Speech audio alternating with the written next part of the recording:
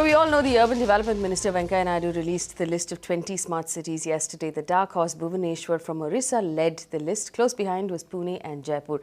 Now, the 20 cities are about to get a major infrastructure boost, focusing on things like traffic, decongestion, roads, public transport, and of course, pollution and air quality. Should you be looking at investing in these cities? Will all of these things result in the city being more attractive as an investment option and more attractive as a place to live?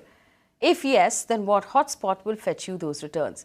On your screen right now is a full list of the selected cities. And joining me in the studio to understand what this means for us as investors, Sunil Rokhale, the CEO and MD of ASK Group, the Sunil Agarwal, Director and Associate Dean at RICS, and Amit Goenka, he's the MD and CEO at Nisys Finance. Gentlemen, thank you so much for joining us. Of course, it might be premature at this point to say that this is a reason to pick out our checkbooks and start making an investment. But we also know that one of the things that stands against our big cities right now is bad urban planning. If we talk about Delhi, if we talk about Mumbai, we talk about Bangalore, the thing that most investors, most businessmen, most citizens complain about is the fact that the urban planning just has not kept up. So if we do have a project here that's going to specifically focus on 20 cities, it will improve investment climate. Sunil Rokhale, will it improve investment climate in these cities?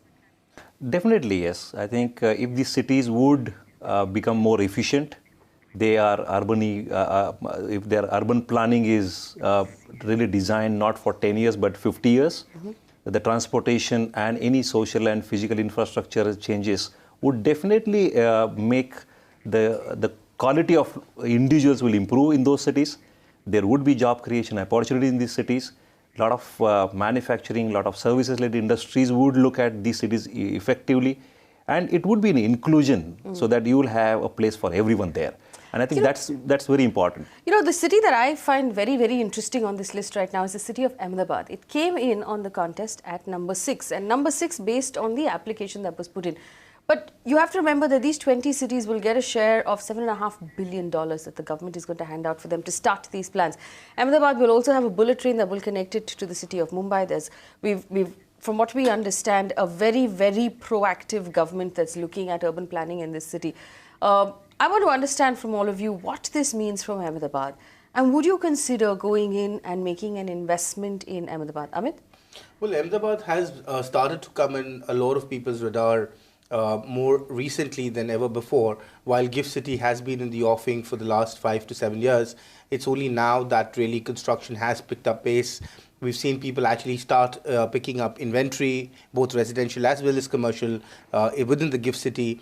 Huge townships have sprung up. No, when you say people picking up inventory, these are businesses picking up inventory. No, these are residential units. I mean, a lot of studio apartments. So people are going out and buying residential units. Absolutely. So it's more about, you know, a lot of evolution around the entire GIFT City landscape that is planned as an integrated smart city development within Ahmedabad. It was also touted to be the first smart city development in India, you know, before this entire contest opened up in a lot of ways.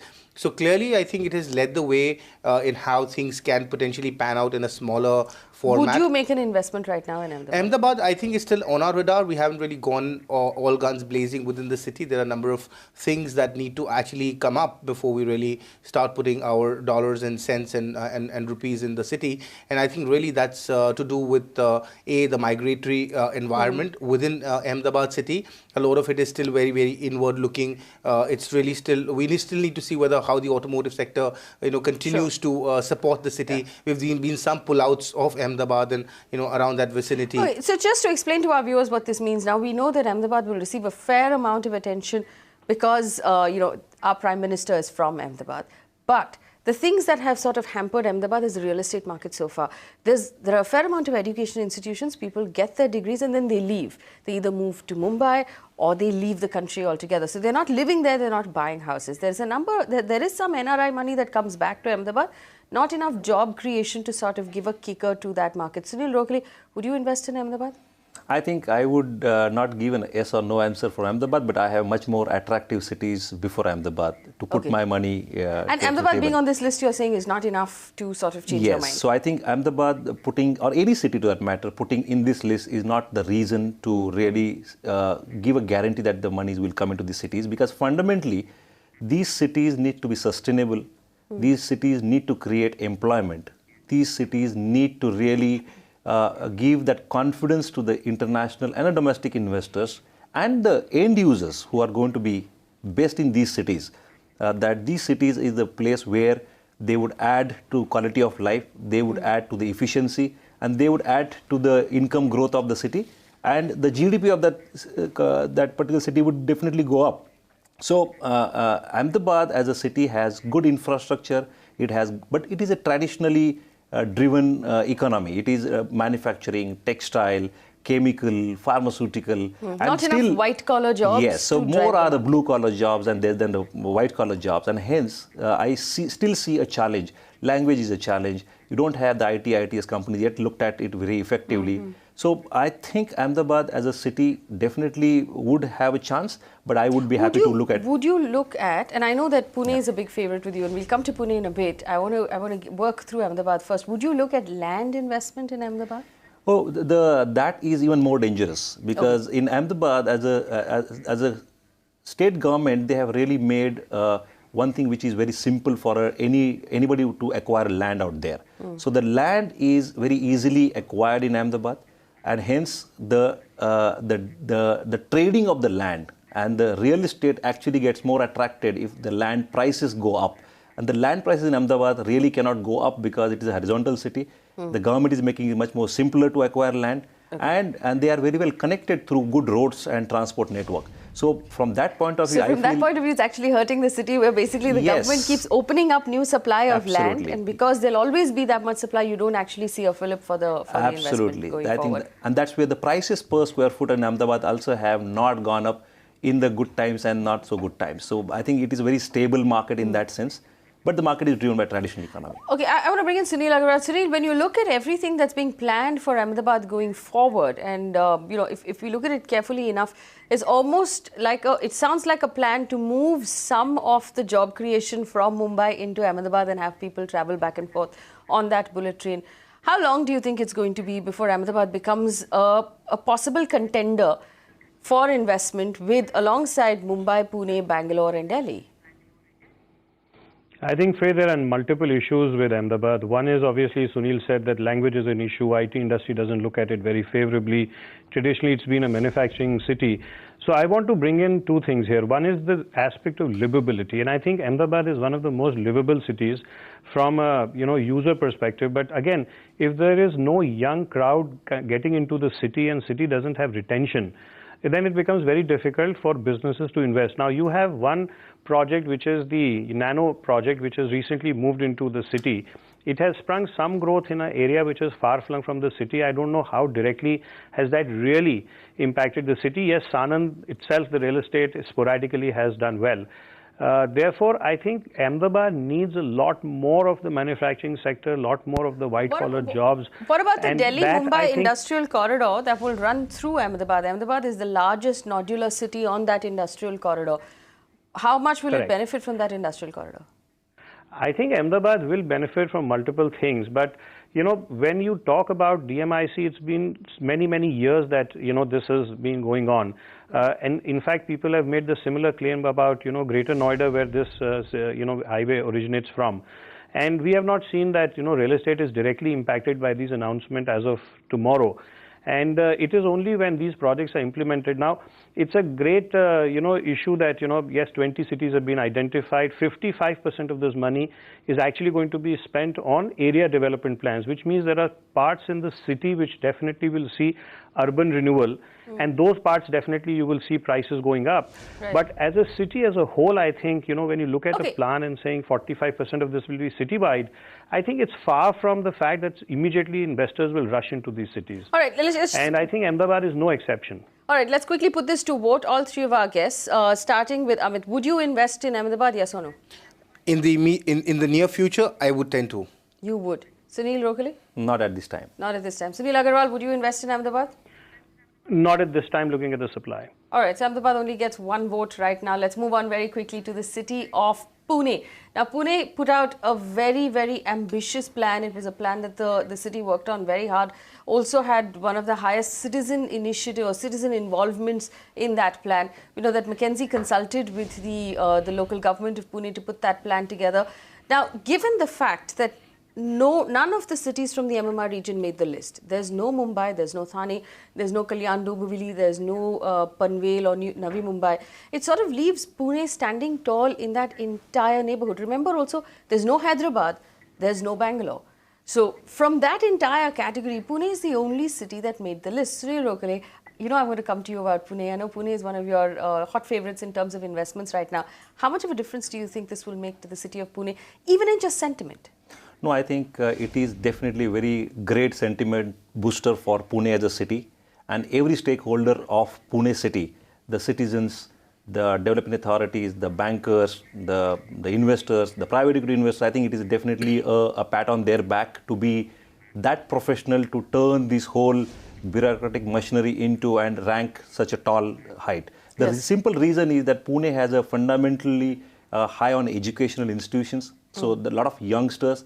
It is also getting now multilingual. It is not really traditionally only a Maharashtrian population. I think it's becoming more cosmopolitan. And thanks to all the ITS companies, the largest campuses are there in Pune. It is also supported by the India's best manufacturing companies like Bajaj Auto and the Telcos and the Thermax, and you name the best of the companies are there. The world's best automotive plants also are very close by to Chakan. So I think this whole belt of Pune, Chakan, going closer to Panvel as an international airport coming in, and also getting the Nhava Sheva getting connected closer to Pune for export. So Ranjangaon as an industrial belt, Chakan as an industrial belt, Pimpri and Chinchwad as an industrial belt, Hinjawadi as a software belt, Kharadi as a software belt. I think this city has been growing. Let's put up for the benefit of our viewers. Let's put up some of those, you know, the neighborhoods that you talked about on the screen. We have the listings.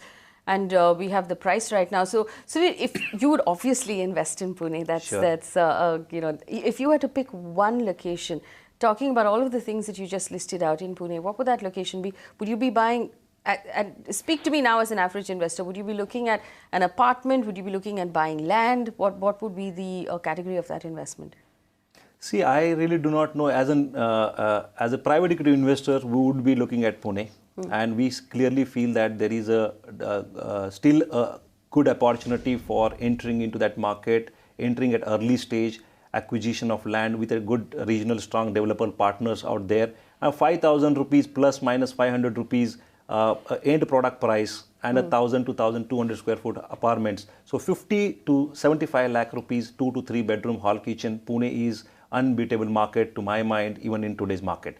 So as far as individuals are concerned, I think it is the best city to live in because it has a proximity to Mumbai. And if a bullet train is going to be to Ahmedabad, there could be bullet train to even Pune. And so it has all of the social infrastructure one would want. Is very much in place. So my sense is Pune today, it may appear in the maybe immediate future, maybe 1 year or 2 year or 3 year, you may not able to see the prices really going to give you great returns. But I think the investment in even apartment, if you are an end customer, I think there is no question of this discussion. You need to just go and buy. But even though you're making an investment, if you're looking at a mid-teens kind of an investment returns in the 3 to 5 years time, I think it is good idea to even look at the apartment individually. But as far as private equity is concerned, I think I would be looking at this market because it is an efficient market. The quality of developers is also much superior to many other cities. So I think Pune naturally makes a choice for investors. Amit, Pune, yes or no? Of course, it's a yes. You know, it's a traditional investor market, has been for decades. You know, being a twin city almost to Mumbai, and clearly it's therefore got the benefits of being. Where in Pune would you invest? I think the clear examples, which is the IT belt, which is in and around the Hinjawadi belt. Clearly, on the affordable housing side, I will continue to look at both the PCMC, Pimpri Chinchwad, as well as the Ranjangaon and Talegaon belt. Also within the city, more towards Kharadi or you know, even some of the eastern parts of Pune actually make very good investment options because the pricing is within 5,000. And you're staying in the 2-bedroom affordable housing. I think that's really because the oversupply in luxury housing is just too much. And I think the prices have extraordinarily peaked out when you look at Koregaon Park, Bun Garden, etc.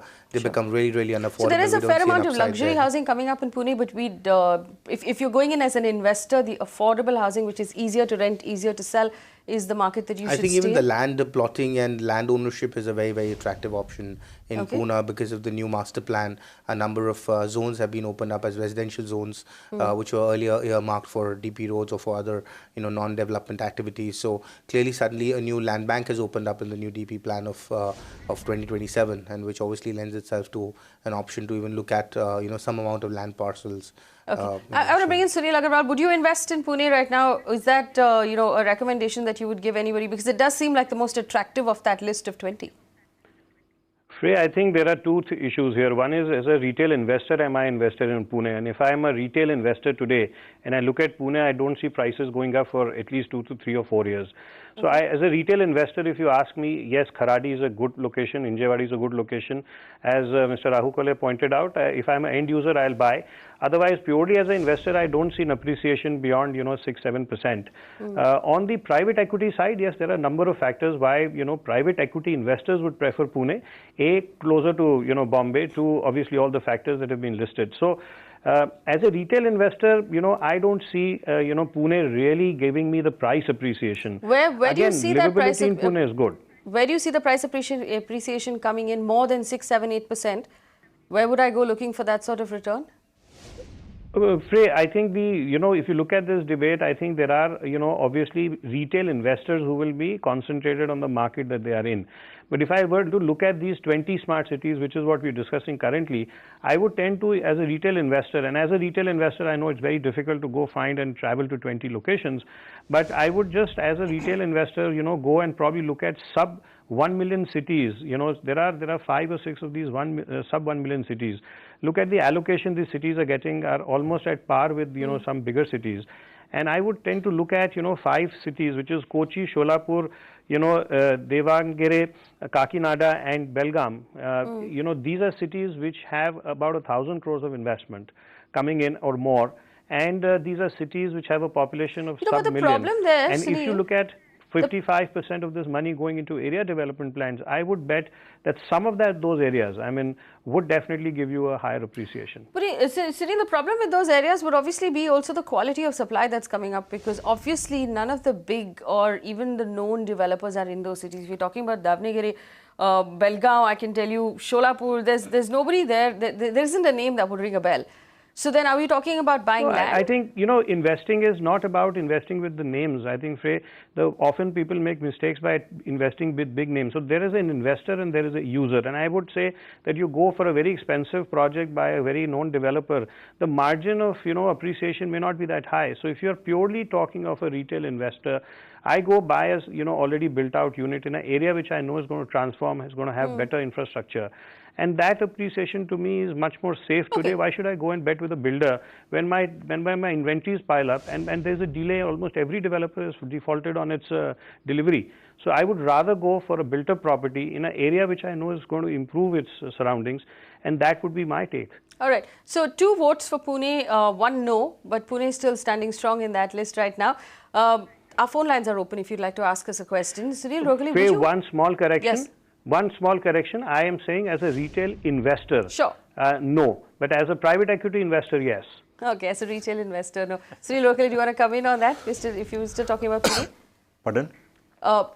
He's saying no as a retail investor, yes as a private equity investor. I'm wondering then, how is a private equity investor going to get an exit? No, I'll tell you, private equity investors are not really based on, they are not framing their strategy based on the price increase. But I think there is an inherent margin of safety, and the EBITDA margin of the project itself is more important. And hence, the price doesn't go up.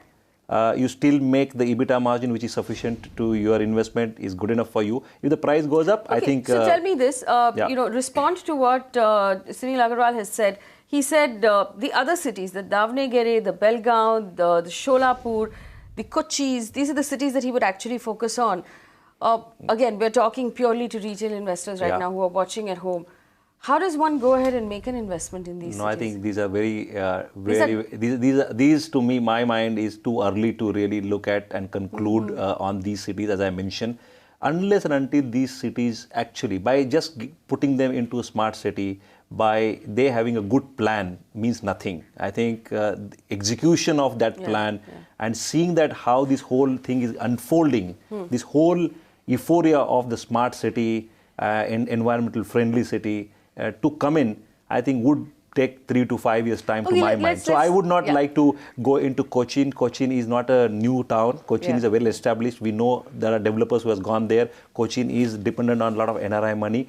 But at this point of time, Cochin is not doing as much good as Belgaum for that matter, Belagavi as it's called right now. Absolutely. It's a manufacturing hub. It makes auto ancillary products that feed Pune. I might as well invest in Pune if that's the case. So Belgaum, Solapur, they are all potentially, Cochin, they are all potentially good. But I think we need to really see how these generate the additional demand than the traditional demand. Okay, so I think the demand has to be there. Okay, I want to turn the question a little bit here.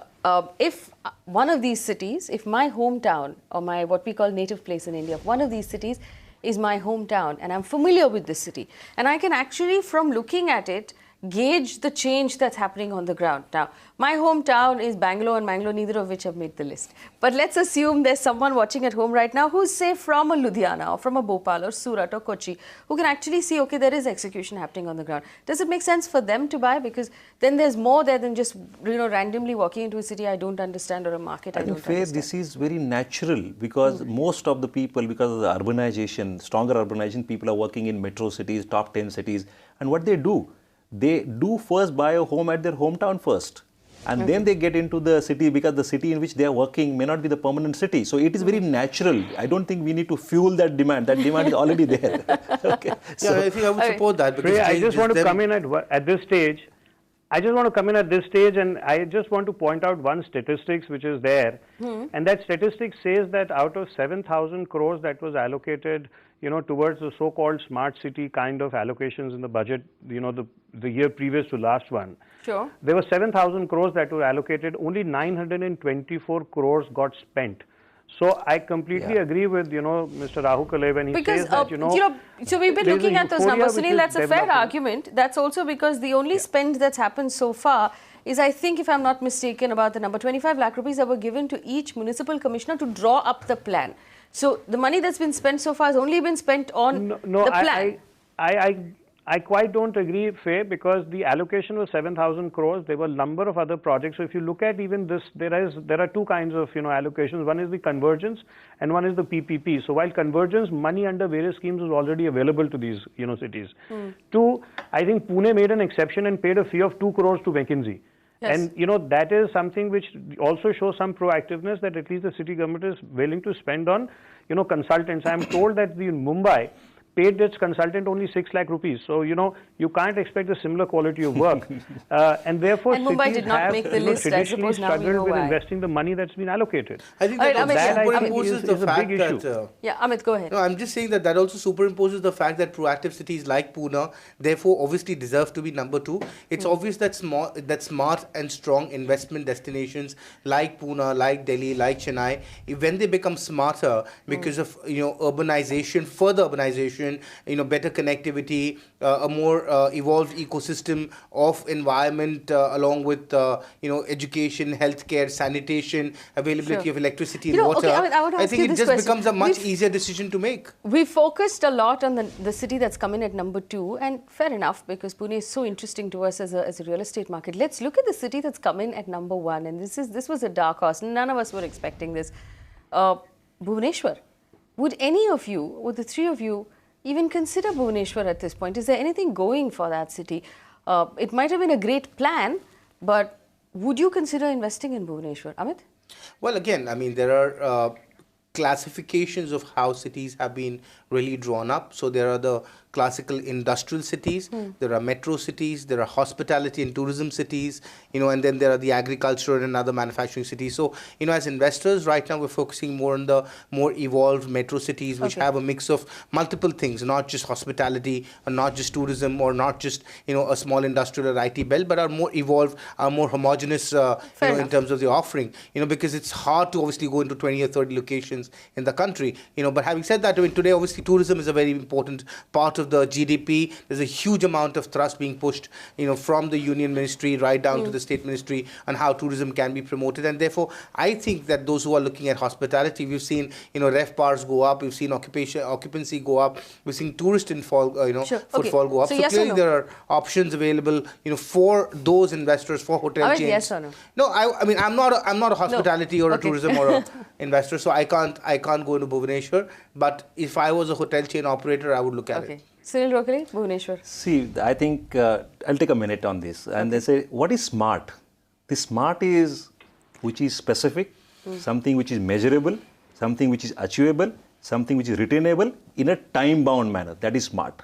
Okay. That whole smartness, by just putting the names, we need to really see that how specific these people are going to be, how measurable they are going to put their performances. So I think it is too early to just give me a vote of Bhubaneswar or no Bhubaneswar. Frankly, I would like to wait. Okay, you'd like to wait. Sunil Agarwal, from your, have you spent enough time looking at the Bhubaneswar market, and what have you found? Yeah, I've kind of, been responsible for 2 developments in Bhubaneswar. So I think it's a very restricted market in terms of its growth only to one corridor, which is the Khurda Road. So I think if I look at Bhubaneswar and I see where the smart city is spending money, it is in 1,000 crores of plan is around the station redevelopment in Bhubaneswar, which is the relatively older part of the city. So if I look at Bhubaneswar, there is a lot of supply on one corridor. Very few, projects have made the quality. So in general, quality in Bhubaneswar is not that great. And therefore, if I were to be a private equity investor, I would go and back a developer who would do a smart development on one of the corridors. Again, availability of land in Bhubaneswar is very, very tricky. So I would just be very, very cautious when I, go to a city like Bhubaneswar. But definitely as a retail investor, if I know Bhubaneswar and I know the area around the railway station, and I have seen a lot of work in Bhubaneswar being done in that part of the city, I would tend to sort of pick up and really wait and see. But yes, Bhubaneswar in some parts which are closer to the railway station would tend to sort of grow at a rate of 10% and above. That's my take on Bhubaneswar. And we're trying to find out if there's going to be massive urban development that comes up in these 20 cities, and we start putting up those names for you on your screen. What does it mean for you and me as real estate investors? Are there opportunities there that we can move in on right now in order to make money over the next, say, 5 years, or maybe over the next 10 years? Now, the city we must talk about is the city of Chennai. Now, Chennai made the list as well. Remember, this was a hard list to come through. Chennai submitted its application in spite of the devastating floods that happened just around the time of the deadline. Chennai as a city, all of Tamil Nadu was given an extension on its deadline and given a little more time to submit its application. We're glad to see Chennai on that list. And I want to understand from our panelists, what does this mean for the city of Chennai going forward?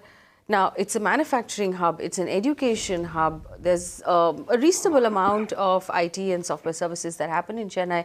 So it's an interesting take on this entire market. Amit Goenka, would you invest in Chennai? Yes, I think Chennai has been one of the strongest investment destinations for most investors traditionally, except for the maybe past couple of years where, because of a number of factors, A could be political instability for some time, B could obviously be the calamity and some of the other issues, which again revolve around availability of water, electricity, urban transport, sanitation, which continue to add to large There's a fair bottlenecks. amount of challenges, yes, in Chennai. So exactly, so they added to a large amount of bottlenecks in terms of absorption, in terms of investor appetite, their ability to take the next step forward and buy an apartment where there was no electricity or water available. So I think if those challenges can be taken care of because of the smart city program, and obviously these basic fundamental urban design issues which are plaguing the city can be addressed very quickly, or even the next 4 to 5 years. I think Chennai has got a brilliant future ahead of itself. What sort of an investment would you advise in Chennai?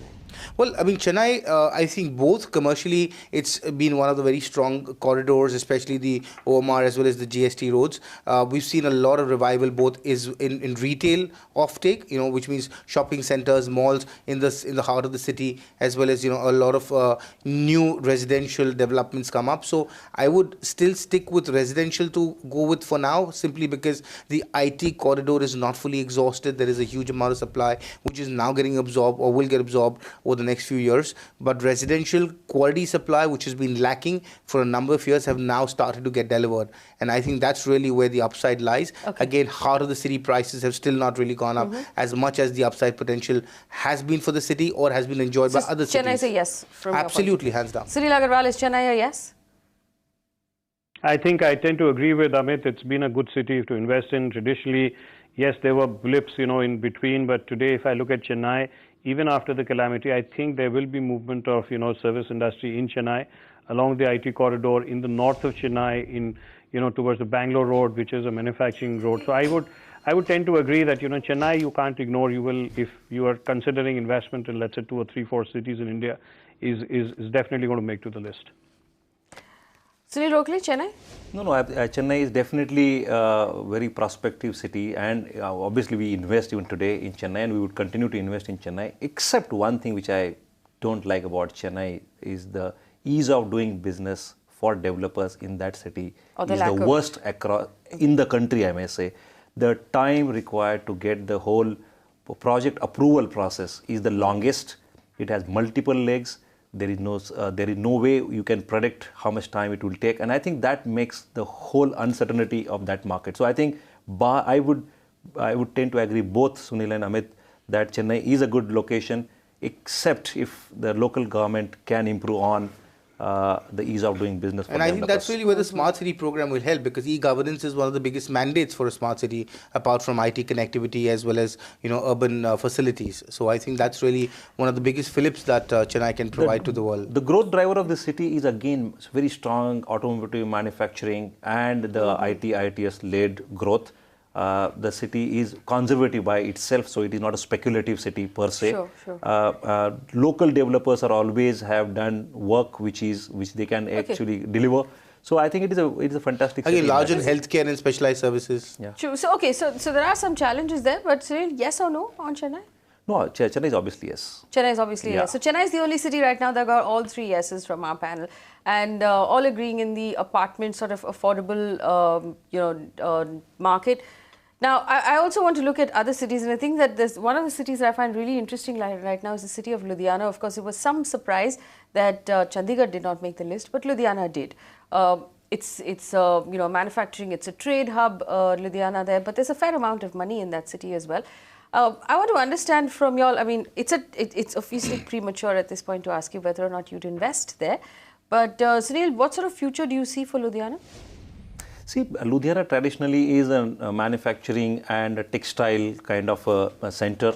It has, the whole economy has been driven by the SMEs and MSMEs from Ludhiana. So with this new smart city project, my sense is more and more job creation will happen in Ludhiana. And that probably would help in getting this whole city, the more attractiveness will come in more. Because we will have walk to work, we will have jobs, you will have better quality of living in Ludhiana. And Punjab as a state, and when they have Chandigarh, which is a planned city, I think it's much more easier to replicate Chandigarh. There is some really attractive supply coming up in Ludhiana. There are townships being built there right now, which is different from the traditional homes that Ludhiana has always had. Would you recommend investing in those townships?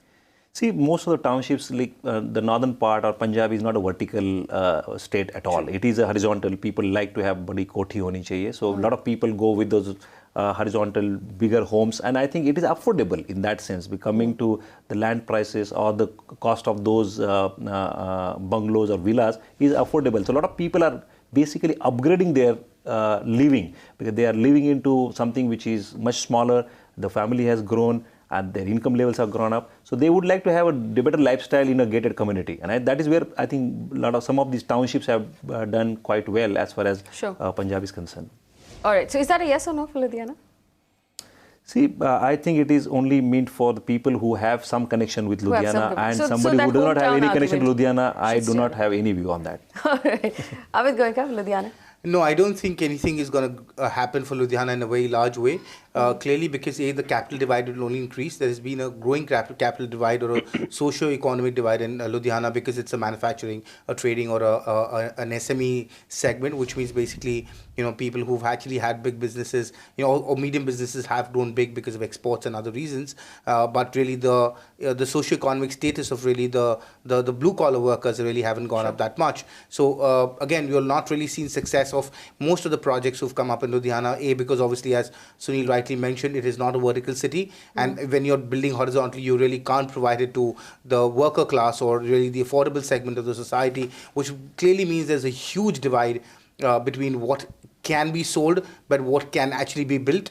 Again, most of the development is along GT Road. It's a very, very sort of small patch of development. It's not 360 degrees it's not enough to across get the attention. city. Right. It's impossible to actually get into the city and retrofit the city or even redevelop the city. There are a number of challenges in terms of retention of people and talent within Ludhiana because it's not a very evolved socioeconomic urban center yet. So what will only do, I think, is bring in the efficiencies for the current business houses, for the current investors into industrial or manufacturing or trading hubs to stay put rather than exit and go to other newer cities. So I think it'll only make. So no, then. Yeah, I would stay away. Even if I'm from Ludhiana. All right, Sunil Agarwal, Ludhiana. I think I tend to agree with both the panelists that Ludhiana, I think there are a number of myths on Ludhiana, and one myth clearly is that it is a city with a lot of money. If you look at traditionally, and I have done some work in Ludhiana as a developer as well as an advisor, the average per capita income in Ludhiana is lower than most of the cities in Punjab. So when I say average income, I agree that, there's a huge social divide. When you look at Ludhiana, some of these townships which seem to have done well are not selling anymore. And there are a large number of these townships which are now struggling to find buyers because both the investor appetite as well as the end user appetite is completely gone. On third front, I think Ludhiana, the way it's been developed is so haphazard, even the new colonies, that there is a huge amount of access issue.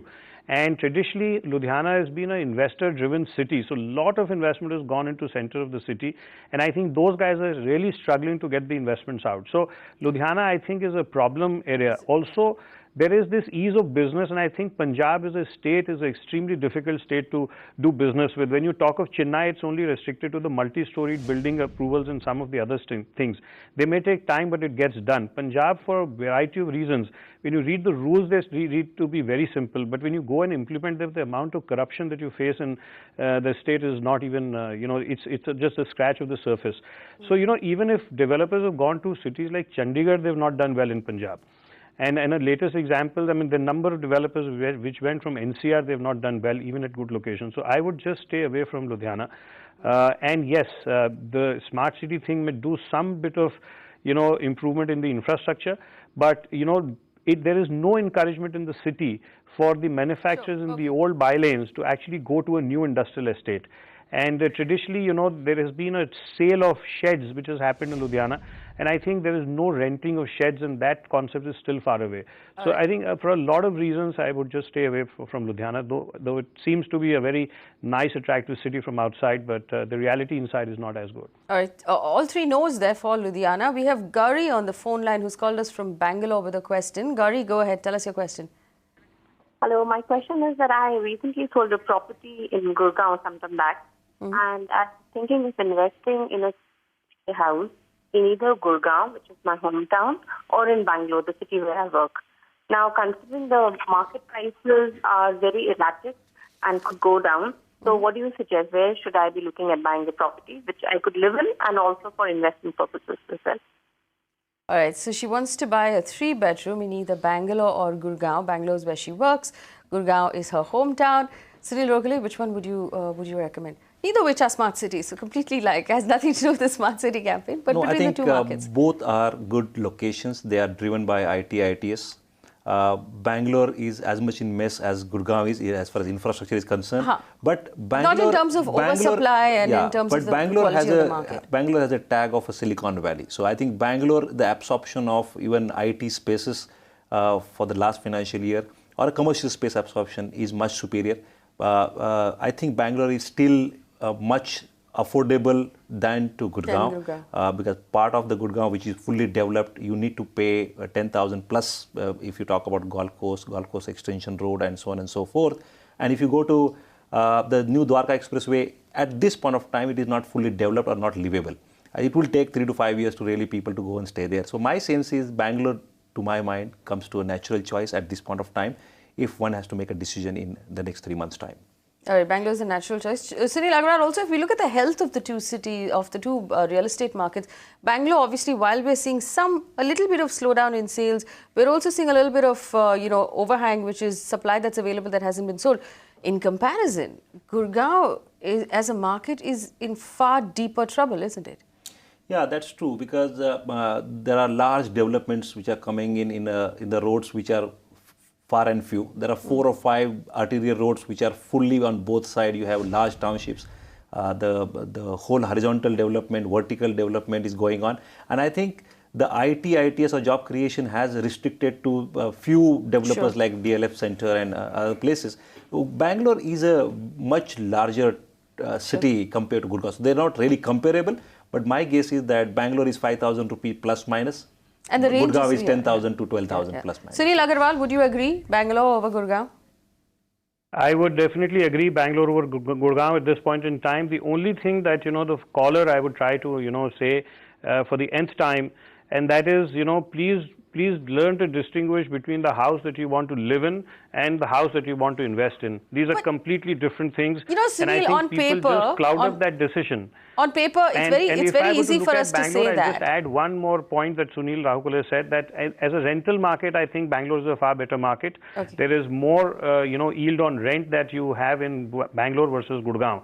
But if you want to really say that I want to invest and I want to live in it too, is definitely not a good viewpoint. So either invest or buy to live. Don't confuse the two. No, see, it's fairly easy for us to sit in our studios and say, don't confuse the two between investing and living in. But when I buy property in this country to live in any of the cities that we're talking about, I have to break all my fixed deposits, I have to break all my mutual funds, I have to put all of my money into that property. It has to be an investment that also works out over a period of time. I don't agree at all. If the house that you may live in can be 30 crores, 40 crores, 300 crores. But it is hardly an investment, it is a liability. The first house that you buy may still be an asset, but the second, third and the fourth house that you buy is definitely See, okay, I'll give you a rebut as a home buyer here. I'll give you a rebut to this. Now, one is, of course, because all of my money is in this house, it has to do well for me. Secondly, the first house, those cycles have changed. Nobody lives in the same house for 20, 30 years anymore.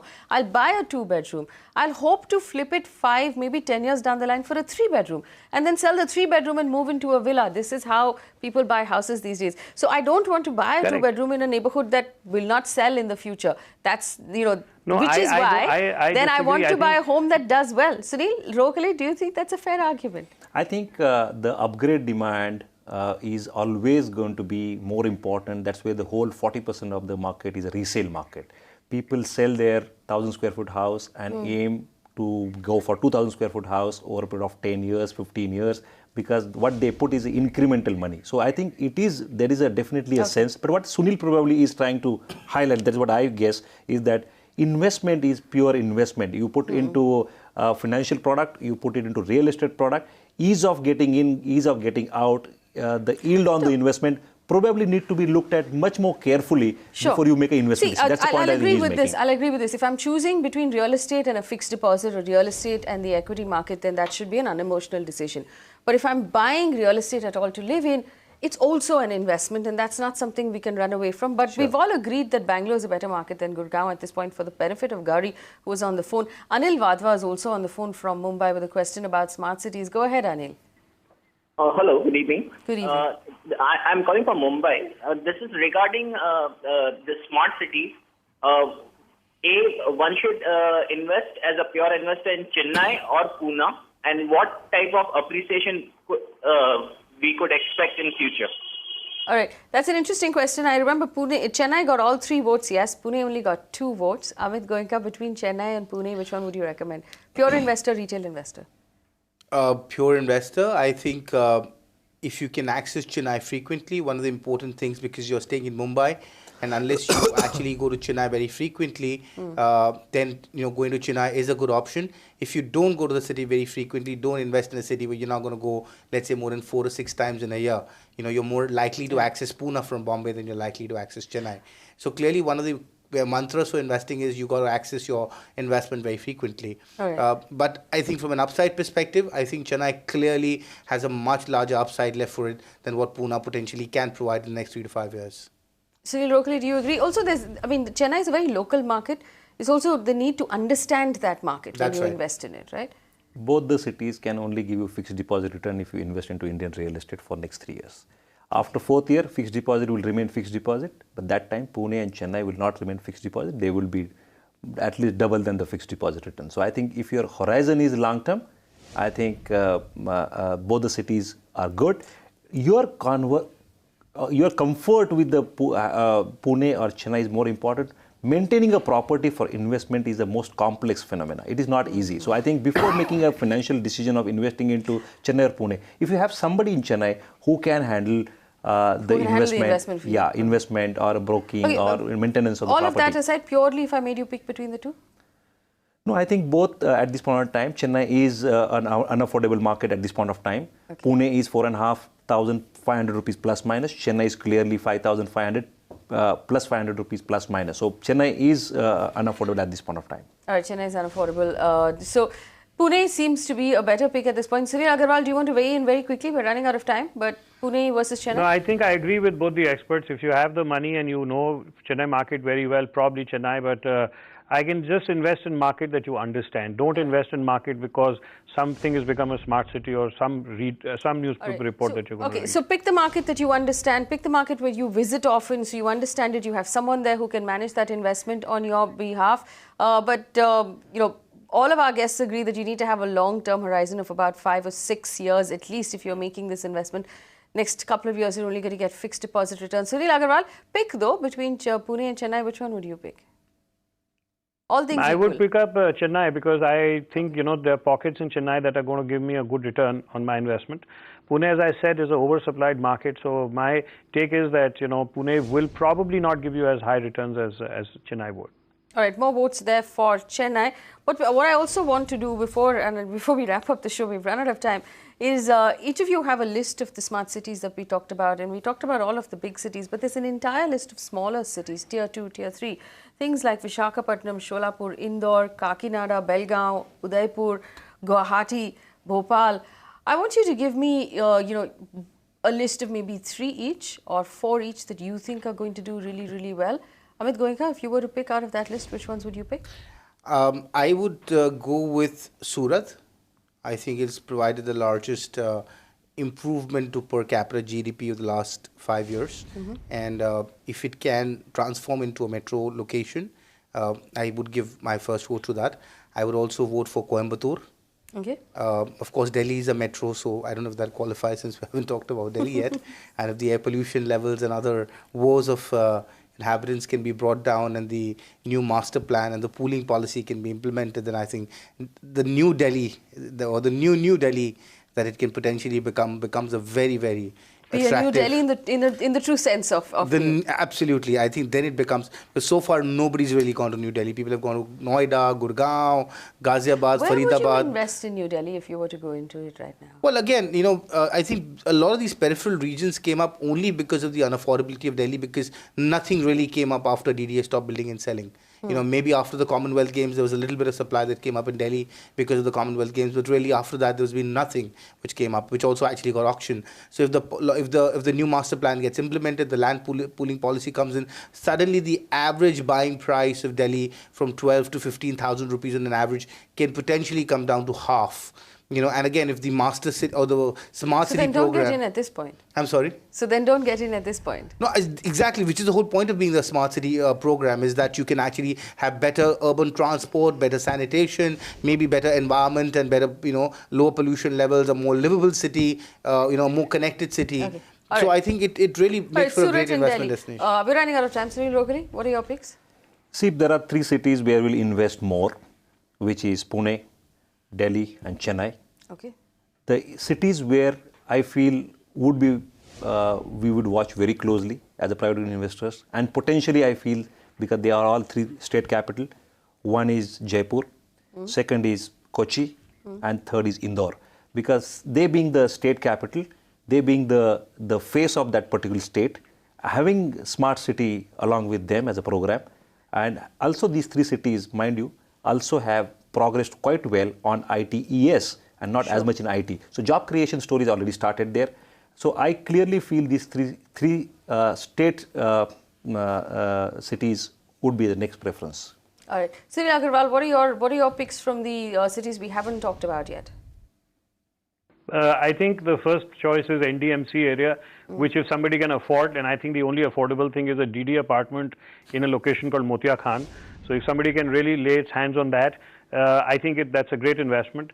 Number two, Chennai obviously is a great favorite. And number three, I would tend to sort of take an offbeat bet on a city like Guwahati or one of the smaller towns, as I said earlier in the program. I think some of these cities are going to draw up good master plans. They're going to revamp a lot of these old areas, which is 55% of the money these cities are going to spend on those. So I would closely watch out on, cities. Indore, yes, a great favorite. If some of these schemes are around the old city MR10 region, I would tend to sort of go and invest there. So I would look at 2 or 3 or 4 of these cities, which is Indore. I would look at Guwahati. I would look at, cities like Belgaum, etc. And I would, sort of tend to invest and wait and watch and see how these things pan out in these areas. Very quickly, for whichever one of you wants to answer this, Visakhapatnam coming in at number 8. Visakhapatnam is part of the new state of Andhra Pradesh. Chandrababu Naidu is the chief minister. We know that there was a point when Hyderabad was doing really well, when Visakhapatnam was getting some of that attention from the IT companies and from the banking services companies, but that got pulled back when all of that political unrest started. Now that all of that has been ironed out, what sort of future do we see for Visakhapatnam? It's a beautiful city. It's beautifully planned. It's a port.